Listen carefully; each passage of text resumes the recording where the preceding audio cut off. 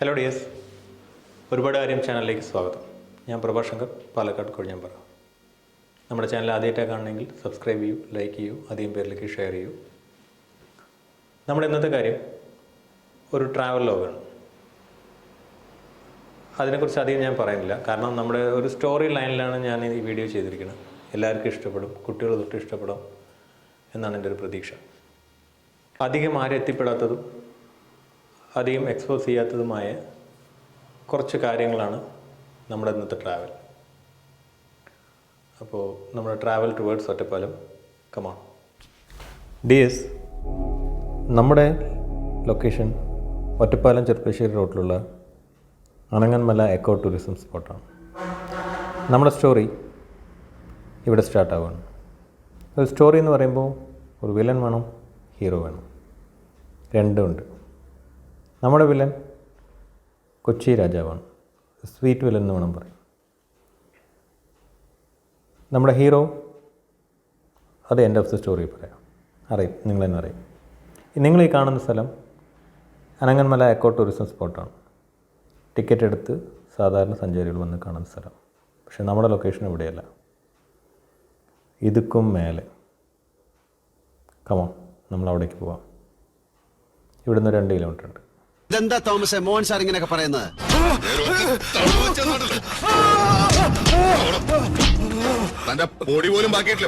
അതൊന്നും വേണ്ട, മോഹൻ സാർ പറയും. പറ സാറേ.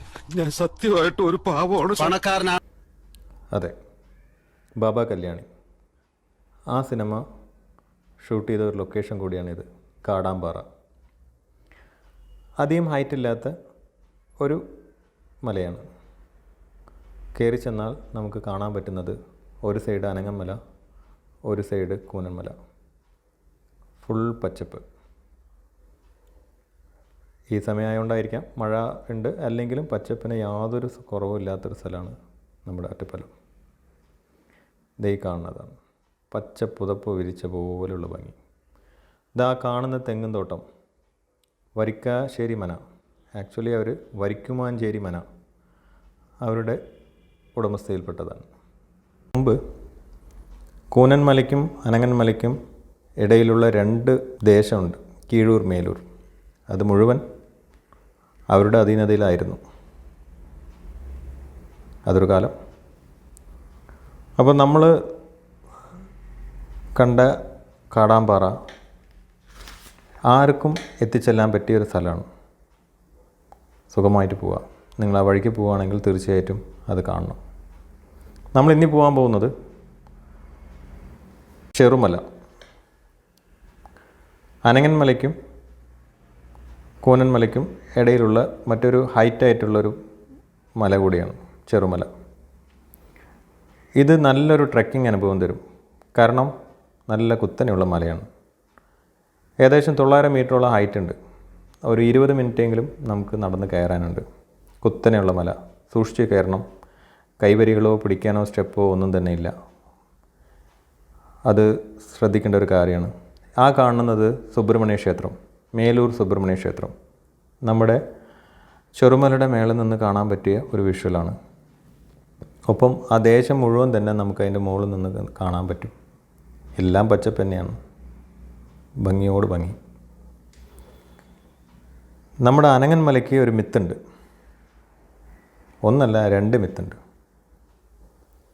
അതിന് മുമ്പ് ഇവിടെ കണ്ടുവരുന്ന ഒരു പശു ബ്രീഡാണ് വെച്ചൂർ പശു. ഏകദേശം ഒരു 1 മീറ്റർ 1.5 മീറ്റർ ഹൈറ്റേ വരുള്ളൂ.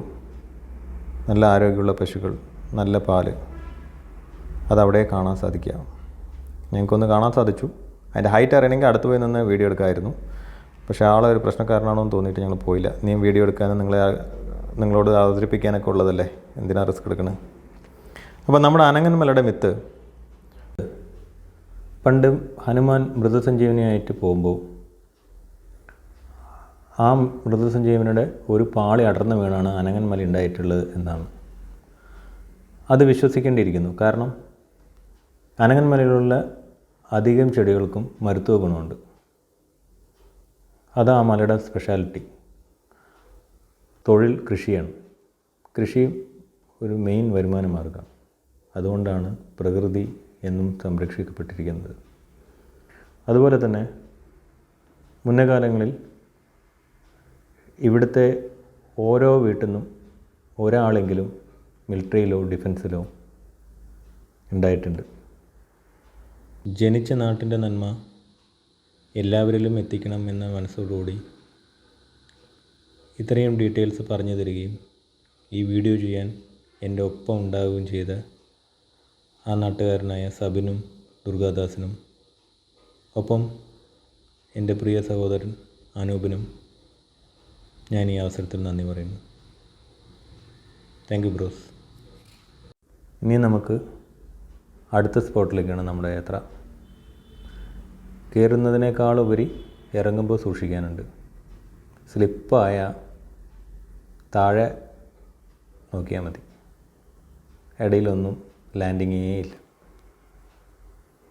പോകുന്നവർ സൂക്ഷിച്ച് കയറുക, സൂക്ഷിച്ച് ഇറങ്ങുക.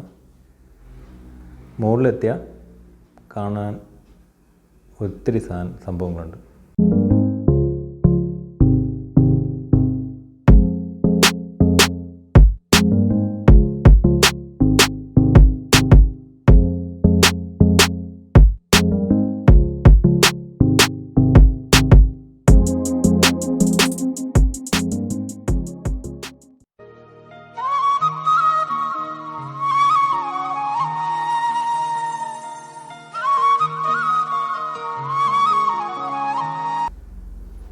ഈ BGM എനിക്കുള്ളതല്ല കേട്ടോ. ഒറ്റപ്പാലം സിനിമ ലൊക്കേഷനാണെങ്കിൽ ഈ പാലം അധികം പേരും അതിൽ ഉൾപ്പെടുത്താൻ ശ്രമിക്കും. പ്രകൃതി ഭംഗി നിറഞ്ഞ അക്വാഡക്റ്റ് ബ്രിഡ്ജ്, ഇവിടുത്തെക്കാരുടെ പ്രിയപ്പെട്ട തക്കുടുപ്പാലം, ആറാം തമ്പുരാൻ, ഡ്രോണ, ഈ പുഴയും കടന്ന് അങ്ങനെ നിറയെ സിനിമകളുടെ ഒരു ലൊക്കേഷനായ സ്ഥലമാണ്. ഗോവിന്ദൻകുട്ടി ഇവരെ പാലക്കാട് കൊണ്ടേ വിട് എന്ന് പറയുന്ന ബ്രിഡ്ജ്, അക്വാഡക്റ്റ് ബ്രിഡ്ജ്. രണ്ട് സൈഡും പ്രകൃതി രമണീയം. അപ്പോൾ ഇതിന് ഫുള്ള് ഒരു വിഷ്വൽ സൈഡിൽ നിന്ന് കാണണമെന്ന് തോന്നി. അപ്പോൾ ഞങ്ങൾ അതിൻ്റെ ഓപ്പോസിറ്റ് സൈഡുള്ള ഒരു മലയ്ക്കാണ് ഞങ്ങളിപ്പോൾ പോകുന്നത്. അതും ഒട്ടും ഹൈറ്റിന് കുറവില്ലാത്തൊരു മലയാണ്. അതിൻ്റെ പുറത്തും കയറി. എന്നിട്ട് തക്കുടുപ്പാലത്തിന് ഒരു വിഷ്വൽ അങ്ങോട്ട് എടുത്തു. ഇതാ ഒന്ന് കണ്ടു നോക്ക്.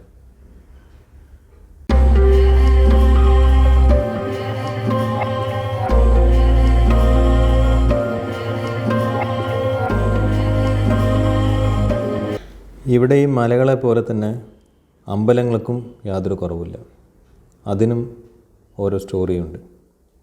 അതുപോലെ 4 അമ്പലങ്ങൾ ഞാൻ എടുത്തു വെച്ചിട്ടുണ്ട്. ഈ വീട്ടിന് നമ്മുടെ സ്റ്റോറിയായിട്ടൊരു ബന്ധമില്ല, വെറുതെ ചന്തം കണ്ടപ്പോൾ എടുത്തതേ ഉള്ളൂ. ഈ അമ്പലങ്ങളുടെ വീഡിയോ അടുത്ത എപ്പിസോഡായിട്ടിട്ടുണ്ട്. ഇതാണ് നമ്മളിന്ന് കാണാൻ പോകുന്നത് മന, കീഴൂർ മന.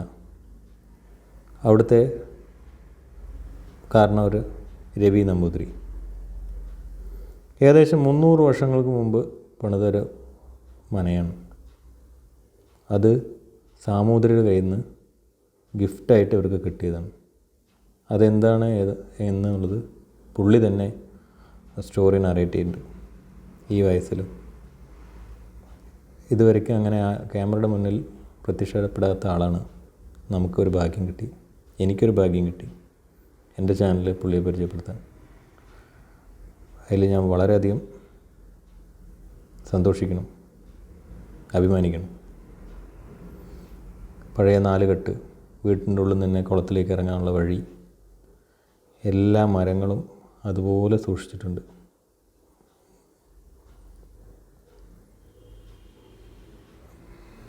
ഇത് മനയോട് ചേർന്നുള്ള കുളമാണ്, വലിയ കുളം.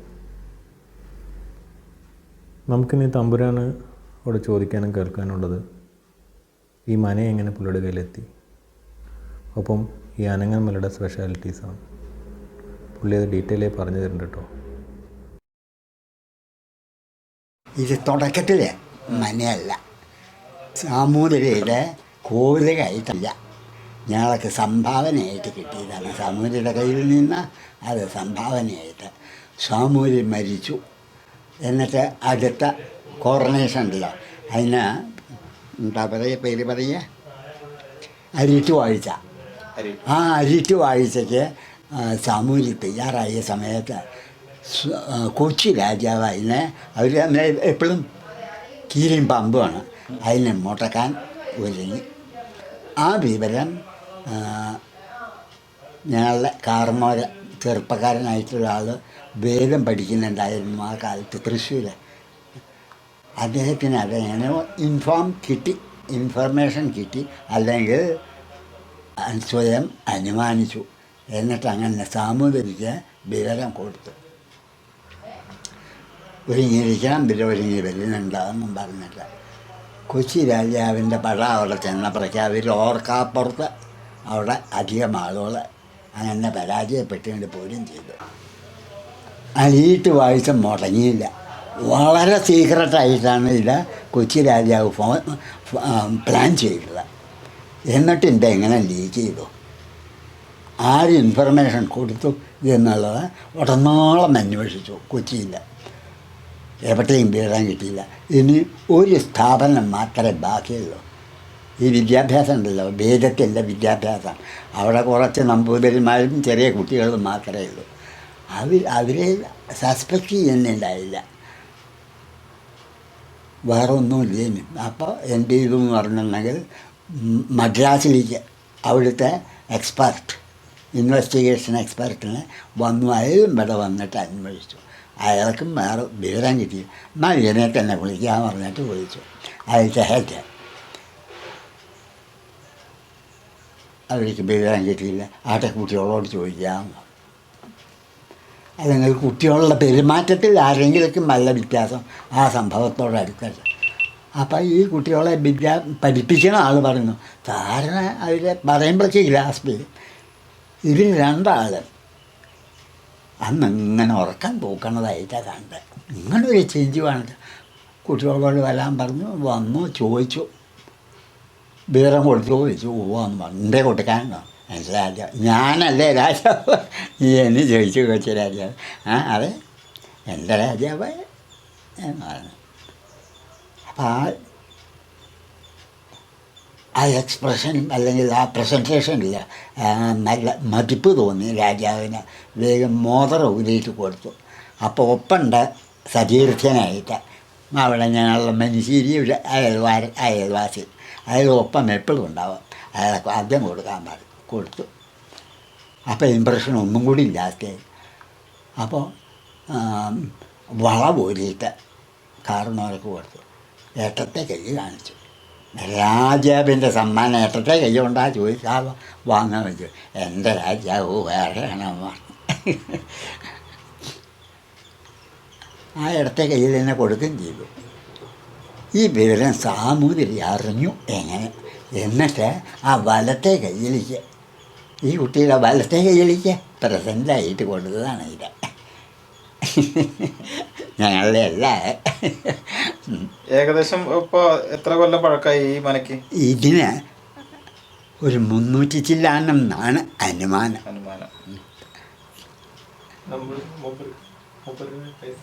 എൻ്റെ വയസ്സിപ്പോൾ 90 എനിക്കോ? ഈ കഞ്ഞിയിലേക്ക് 90 വയസ്സ്. ഈ കഞ്ഞിയിലേക്ക് 90. പിന്നെ തൻ്റെ ഇത് കുറച്ച് നമുക്കറിയാം, ഏറ്റവും കൂടുതൽ യോഗ ചെയ്യുന്ന ആളാണ് കേട്ടോ. യോഗ ഇപ്പോഴും യോഗ ചെയ്യുന്നുണ്ടല്ലേ? അത്യാവശ്യം അത് മുടങ്ങാതെ ചെയ്യുന്നുണ്ട്. മലയാണ് അനങ്ങമല, ഈ കൂനമല. ഈ രണ്ട് മലയ്ക്കും ബാക്കിയുള്ള ഒരു മലയ്ക്കും ഇല്ലാതെയുള്ള ഒരു പ്രത്യേകത എന്താണെന്ന് വെച്ചാൽ കന്മദം അതെ, ശിലാജീത്ത് എന്നാണ് അതിൻ്റെ സംസ്കൃതം. അത് ഔഷധ. ഭയങ്കര വേനൽ. ആ വേനലിൽ ഈ പാറയുണ്ട് ചുട്ട് വഴുത്തന്നെ കയ്യിൽ ചെറിയ സുഷിരങ്ങളുണ്ടാവും. ആ സുഷിരത്തിൽ കൂടിയുണ്ട് പുറത്ത് വരെ. രാത്രിയാണ് വരിക. അത് കുറച്ച് നേരം കാറ്റ് തട്ടിയിട്ടുണ്ടെങ്കിൽ ആണ്ട് ഉറയ്ക്കും. അപ്പോൾ വേറൊരു തുള്ളി അതിൻ്റെ മീതെ കൂടി വരും.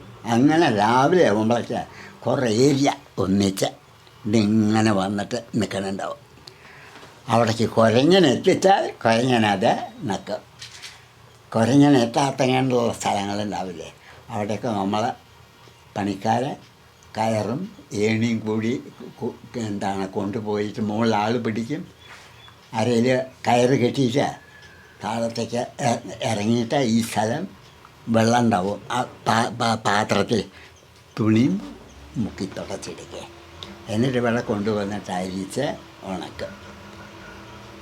ആയുർവേദ മരുന്നിലേക്ക് ഉപയോഗിക്കും. ആയുർവേദ പാട് ഇപ്പം ഫോറസ്റ്റ് എടുത്തില്ല. അതിന് ശേഷം പിന്നെ ഒന്നുമില്ല. എടുക്കുന്നവരെ പണ്ട് ഈ അനങ്ങമലയും കൂനമലയും എല്ലാം ഉൾപ്പെടുന്ന എല്ലാം മനയുടെ അധികാരത്തിലല്ലേ? അത് എല്ലാം ഇല്ല. ഈ മലയുടെ ആ രണ്ടിൻ്റെ ഉൾവശയില്ലോ. ഉൾവശം. മറ്റേ ഈ ഇത് കഴിഞ്ഞാൽ നിങ്ങൾ തൊട്ട് മേലൂര് എന്ന് പറഞ്ഞിട്ടുള്ളൊരു സ്ഥലമാണ്. ഈ രണ്ട് മലയുടെ ഉള്ളിൽ ഈ രണ്ട് ദേശങ്ങളാണ്. ഈ രണ്ടിലും ഒരു കാലത്ത് സാമൂതിരി ഞങ്ങളൊക്കെ തരണ സമയത്ത് ഞങ്ങൾ മാത്രമായിരുന്നു അധിപതികൾ. അത് ഈ ലാൻഡ് ലെജിസ്ലേഷൻ വന്നില്ലേ, അതേ വരെ. അതെ, മറ്റു മരുന്നുകളിൽ വാദമൊക്കെ ഉണ്ടല്ലോ, വാദത്തിനൊക്കെ വളരെ പ്രധാനം. പിന്നെ കായകൽപ്പത്തിനൊക്കെ ഉപയോഗിക്കുന്ന ഒരു ഇതാണ്.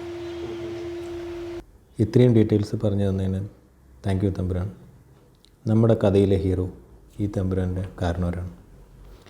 ഇതാണ് കന്മതം എടുക്കാനായിട്ട് പണ്ട് പണിക്കാർ കയറിയ കയർ ഉപയോഗിച്ചത്. ഇത് മനയ്ക്കടുത്തുള്ള അമ്പലമാണ്. ഇപ്പോഴും പൂജാകർമ്മങ്ങളൊക്കെ അതുപോലെ തന്നെ നടന്നു വരുന്നുണ്ട്.